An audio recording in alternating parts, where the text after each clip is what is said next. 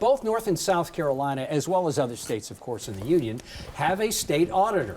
According to Wikipedia, that job description includes responsibility for overseeing and reviewing the financial accounts of all state government agencies. Specifically, in North Carolina, that is an elected position and a constitutional officer.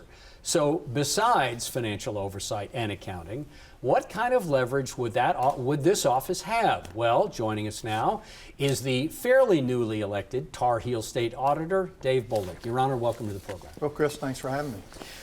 It doesn't happen very much that a newly elected state constitutional officer has an act named after him in the General Assembly, the Dave Act.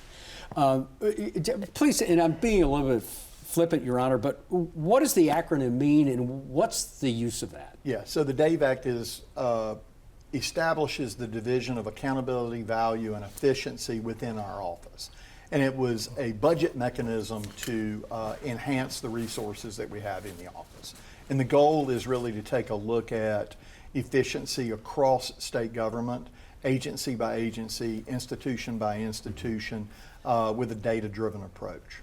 Mr. Auditor, you came out swinging, and I say that in a forward-looking way, and I'm going to pick on Charlotte for a second. Charlotte had a headline and an event where the chief of police, Johnny Jennings, did not sue, but was threatening some legal action to settle what he felt like was unfair treatment by city government, city council.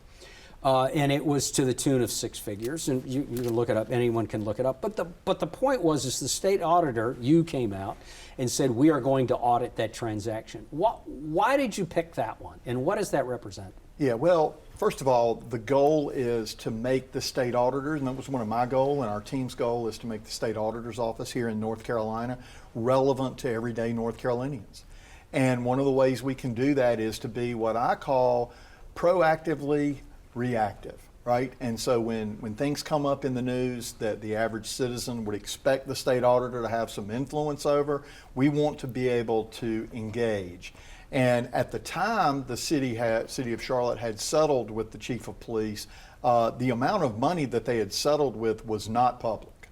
It was only 3 or 4 days after we initiated our investigation that the $305,000 settlement was actually made public.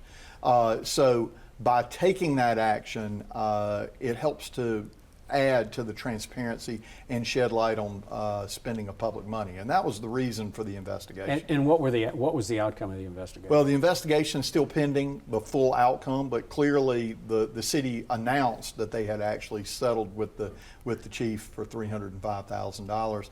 We've expanded that to take a little bit deeper look into exactly where the money came from and how the city of Charlotte settles proposed lawsuit.